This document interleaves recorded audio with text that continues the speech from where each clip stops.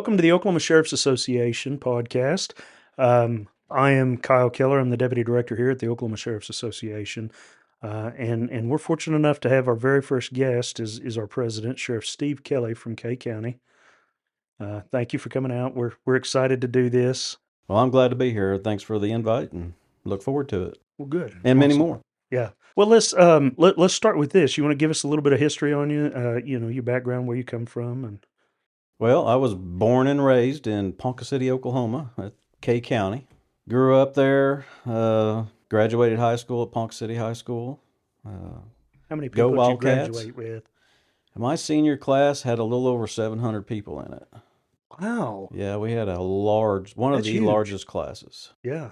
Graduated high school, attended NOC in Tonkawa for a few semesters, and decided I just wasn't ready for college yet. And my dad, he a good man, loved him to death, but he was a strict man. He gave me some choices, and get a job, go to college, or go to the military.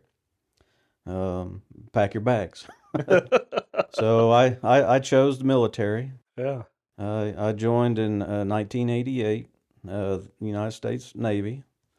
Enjoyed every minute of it. 4 years. I'm a veteran of Desert Shield, Desert Storm. The last 10 and a half months I spent over in Kuwait. Come back, got out, discharged, honorable discharge.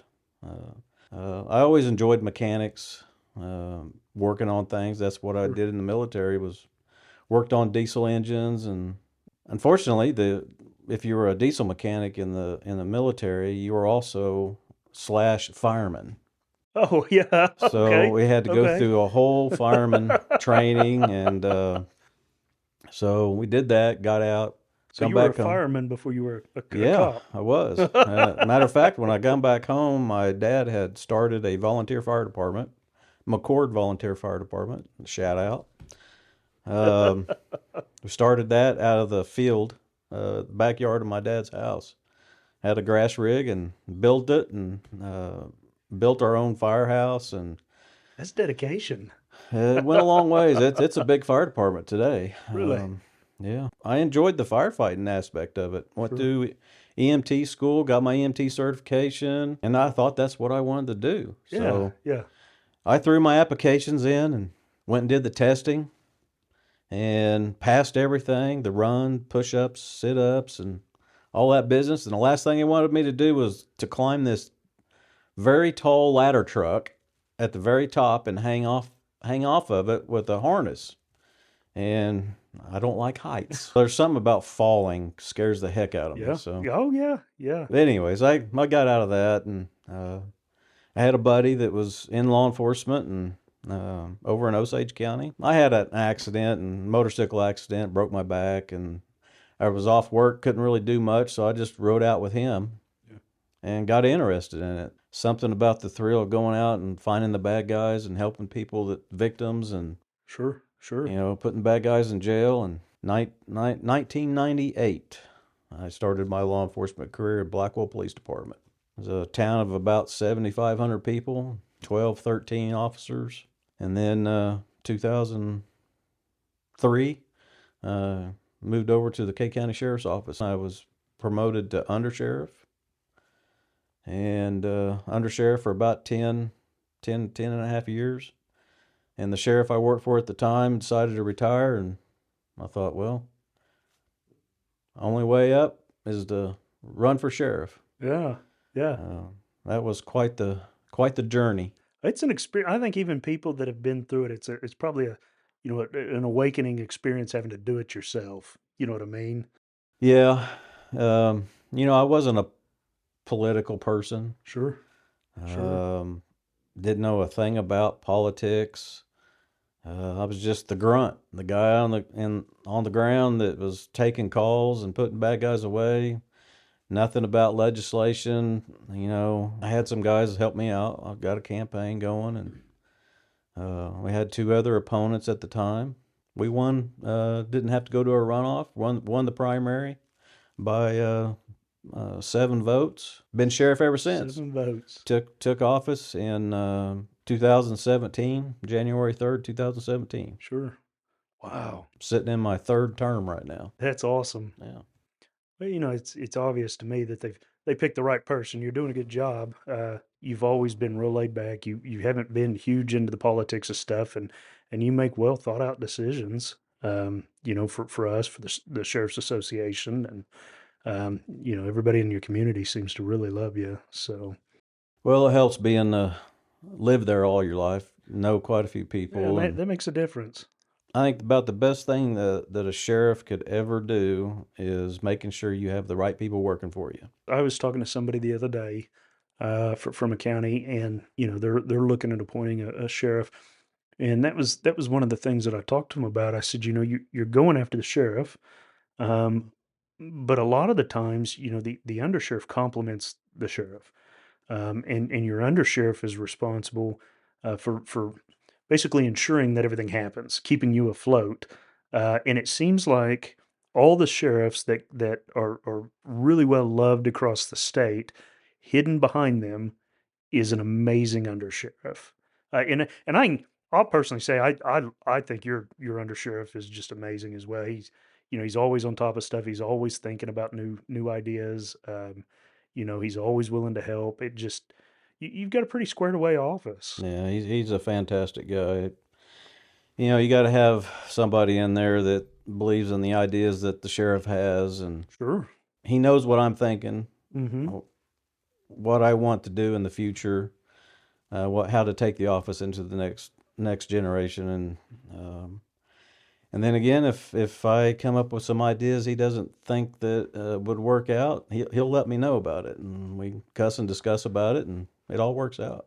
I don't have all the answers, and that's the reason why you have to have somebody behind you with some good ideas, and it just doesn't stop with the undersheriff. You got Yeah. your administrative clerks and assistants that keep me in check. Jessica, she keeps me out of trouble when it comes to bills and Yeah. budgets. All right. Let me ask you about this too. And I know we've kind of passed the point right now, and it's being litigated in the Supreme Court. But we had Senate Question 843 that had come up that had kind of evolved along the way. The goal of it was to eliminate property tax altogether. Can you kind of elaborate on the effect that would have on a sheriff's office? Well, it'd be a huge effect, not just on the sheriff's office, but the entire county government and school system. Sure. I mean, yeah, the 843, when they started that, the whole idea was to basically eliminate property tax in 3 years. So in the first year, they were going to take 66 point something percent of your property tax and eliminate it. And the second year was going to be 33%. And by the third year, we would eliminate property tax altogether on the ad valorem tax. Right. Well, and I would assume most people, if they don't get into this and realize where that money goes, most people would probably be excited to have that back in their pockets every year, correct? Well, yeah, I mean, if I was not in county government and I was just the everyday person that, I worked for corporate, let's just say, Sure. and I have a house, a $150,000 house, and I have 20 acres of land, and every year I got to write a check for $5,000 to $8,000 for property tax. If someone came to my door and asked me to sign a petition to eliminate property tax, Mm-hmm. where I would save $8,000 to $10,000 a year, sign me up, Sure. right? For all I know, that money's going to the county. Right. Yeah. I don't know where it goes after that. But it's going somewhere. It's going somewhere, Yeah. right? Yeah. Knowing what I know now is that every time we write a check for property tax, that goes to fund county government. And county government is your treasurer's office, county clerk, your assessor's office, your sheriff's office / jails, Right. um, County fairgrounds, your county roads. fairgrounds, your health departments, Yeah. and then your schools. Yeah. So a great percentage of your property tax, which is well over 60% Uh-huh. of your property tax, goes to your schools and tech schools. And the last thing Oklahoma probably wants to do is eliminate money from its schools. Well, last I checked, I think we're ranked 50th. Right. Right. Uh, I shouldn't laugh at that, but I mean, it's not a good it's place to be. it's a weird thought that they want to pull that money from these schools, knowing that we're that far behind. Right. I mean, where are you going to get that money at? Let's just say we eliminate property tax in Sure. 3 years. Just in K County, I can't Yeah. speak for any other counties, but my assessor tells me if we were to eliminate property tax in K County, we would have over a $900,000 shortfall. Yeah. I think the total estimate to Oklahoma's economy was going to be a hit of about $8 billion, Yeah. which is it's crazy. The thing is you have folks in county that rely on county sheriff's office solely, correct? There's Right. no municipality out there. Right. So what would something like that look like as far as the impact goes to the sheriff's office? At the sheriff's office, we don't collect a sales tax for Mm-hmm. the daily operations of the sheriff's office. We rely solely on property tax. For instance, my budget at the sheriff's office, it was 1.5 million. You have that to run your entire sheriff's The office. entire sheriff's That's office. what you get. Okay. 1.5 with 28 employees, including me. And that's That's vehicles, that's training, that's equipment, salary, benefits, all that's of that. salary, benefits, Wow. that's all the transports that we have to do all over the United States to bring people back to jail. Um, most of that is in salaries, but that would go away. We would have to come up with the money somewhere. Yeah. Right. K County's budget, the entire county budget last year for all 7 offices was 14 million. So the county gets 14 million, and out of that 14 million, the sheriff's office cut for all the stuff you mentioned was 1.5. 1.5. Yeah. Okay.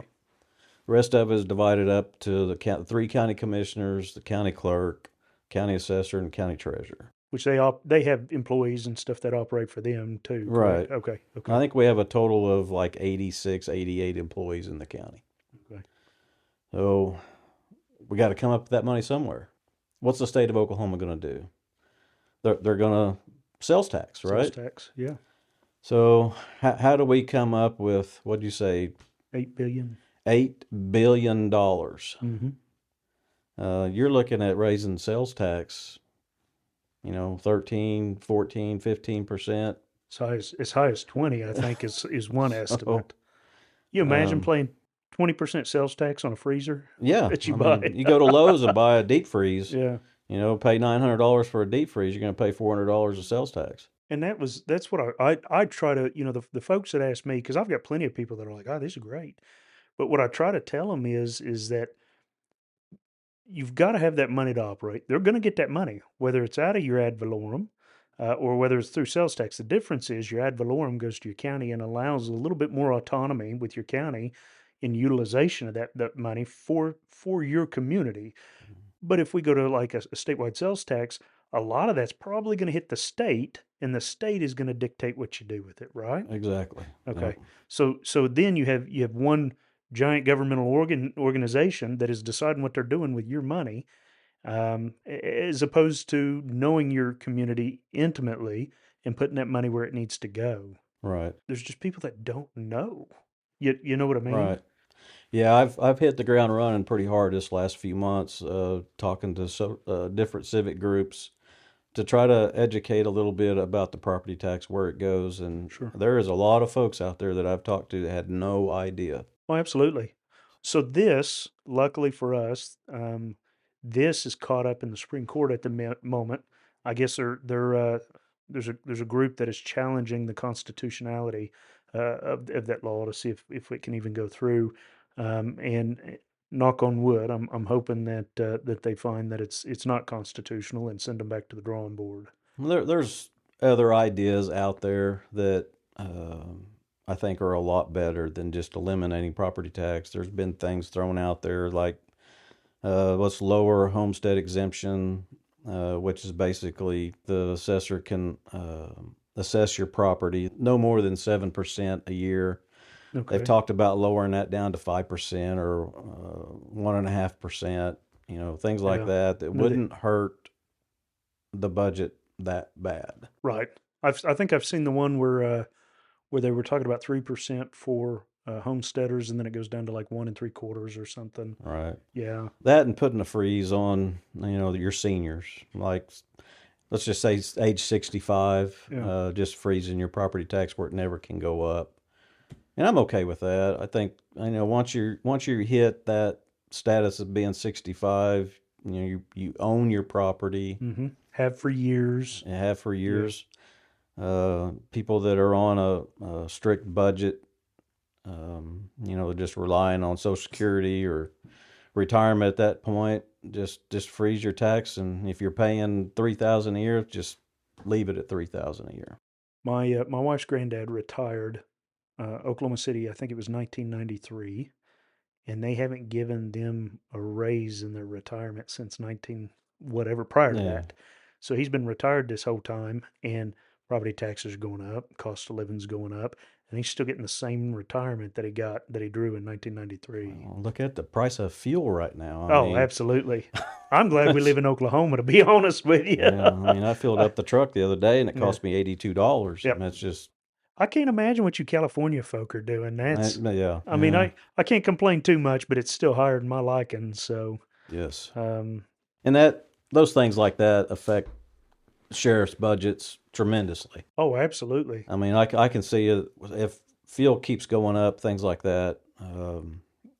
I remember several years ago when fuel prices were hitting $4, $4.50, $5 a gallon. There was times where I was having to go back to the county commissioners and asking for more money because just our fuel budget was depleted. Well, and I think during that time you had a lot of law enforcement offices that didn't, or agencies that they didn't have the budget, and they were parking cars until calls came through, Yeah. right? Putting restrictions on how many miles you could drive. Yeah. Taking Yep. calls over the phone. Yep. If it keeps that going, we've done that. Sure. 5, 6 years ago when gas was way up there, we were taking calls over the phone because we travel. We average about 500,000 to 550,000 miles a year at the K County Sheriff's Office. Holy cow. And That's a lot of oil changes. That's patrol. Tires. That's patrol. That's transports. Yeah. We'll do 250, 300,000 miles in transports. Speaking of putting mileage on cars, we had a discussion today. We just had our board meeting, and we had a discussion.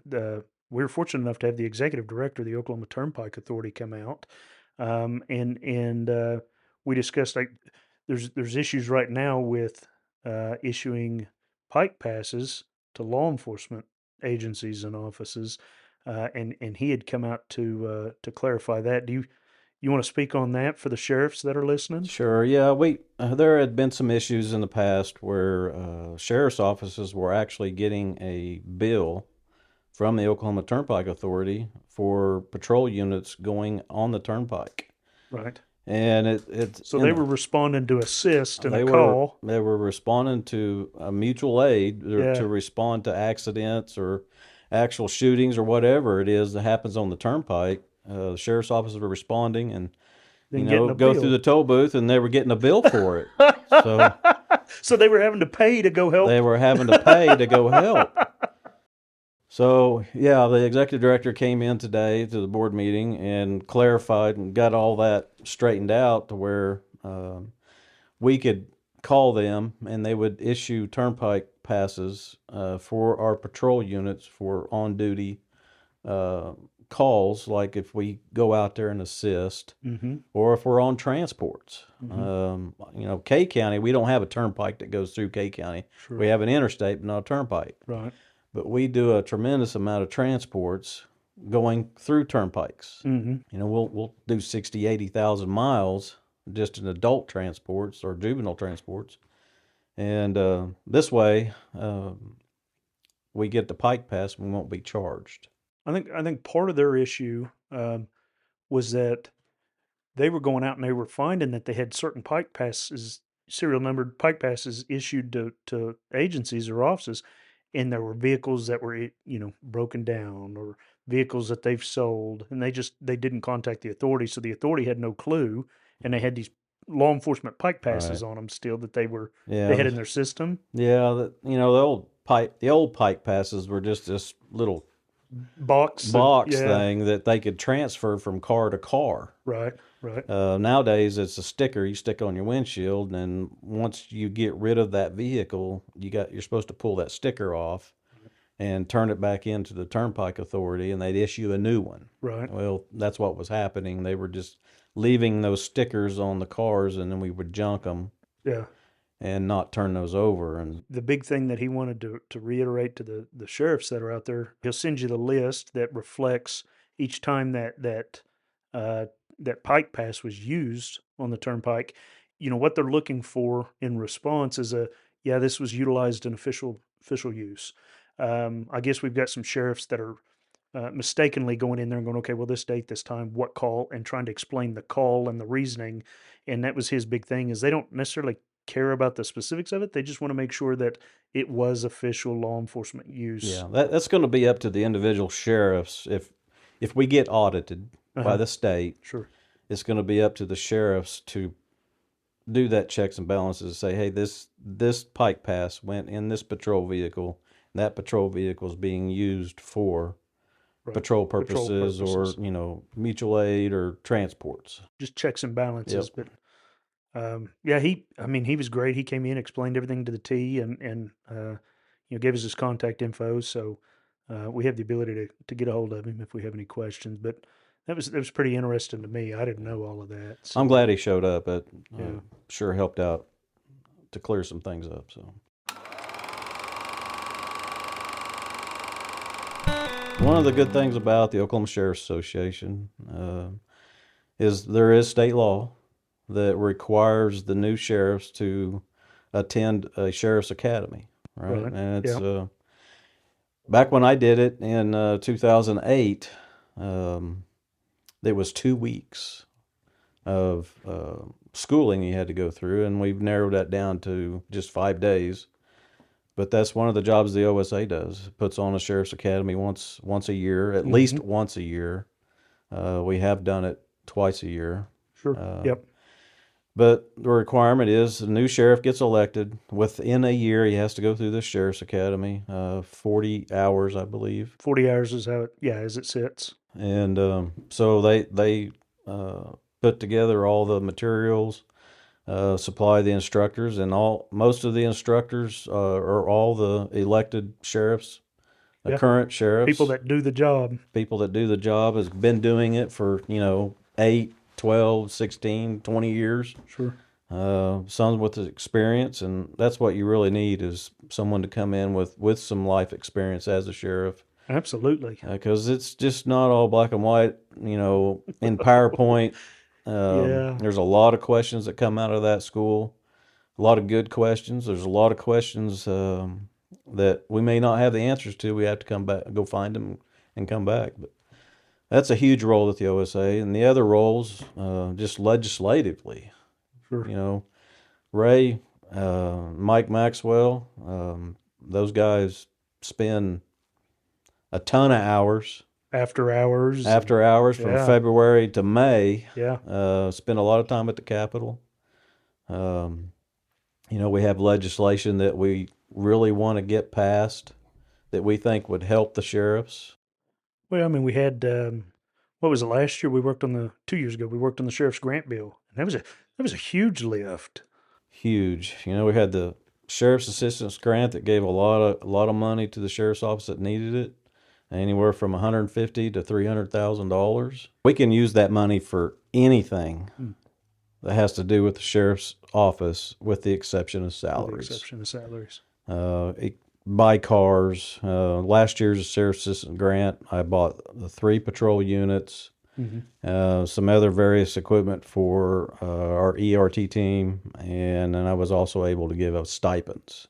So like the municipalities, biggest thing right now, what they're doing to hire people is giving bonuses, right? Right. So Yeah. Hefty bonuses. yeah.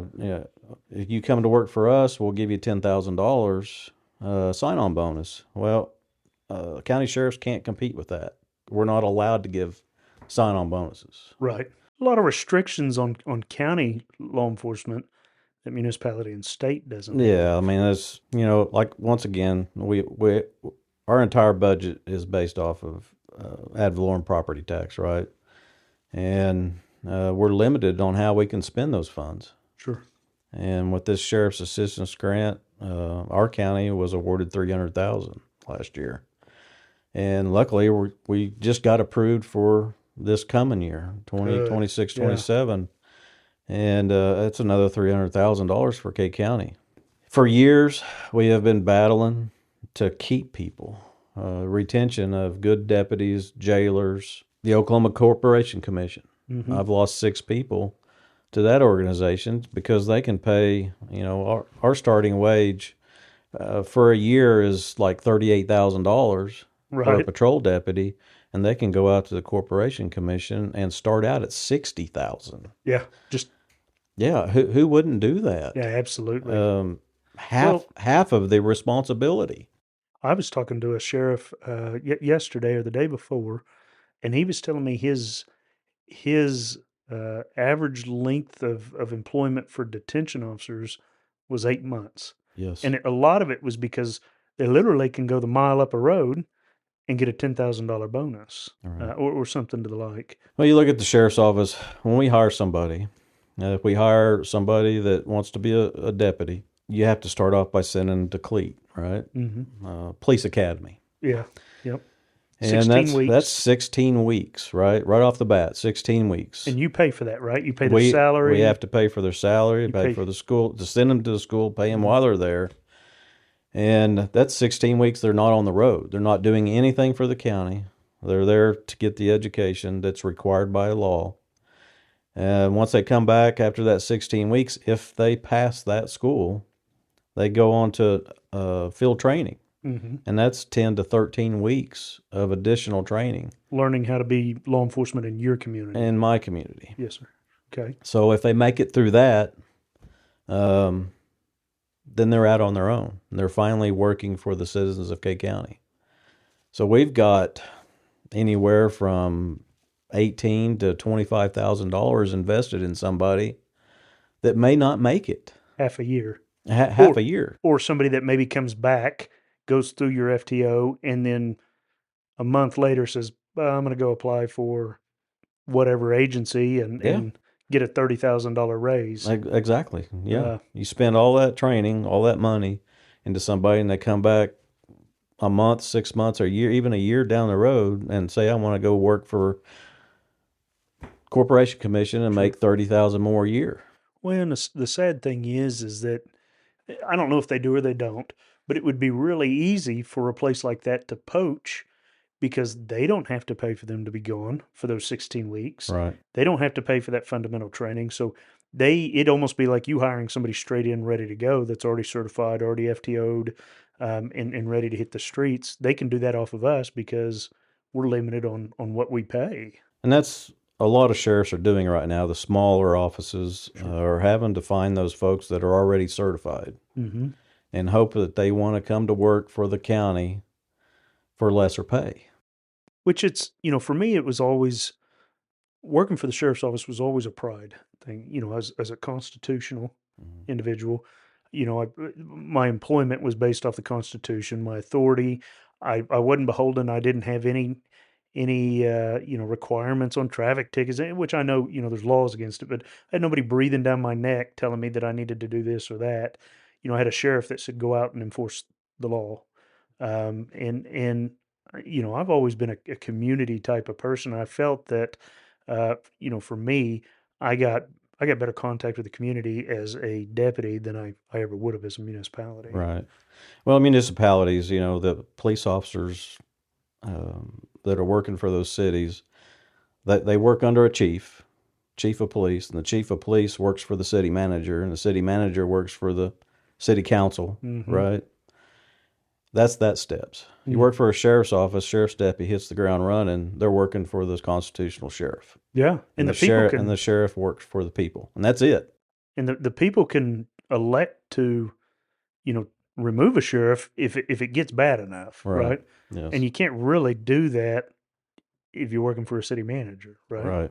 So, and we've been lucky over the last 4-5 years with the help of the Oklahoma Sheriff's Association. Some really good legislators over the years have helped us gain some traction to keep people, retention. The Sheriff's Assistance Grant was a huge one a couple of years ago.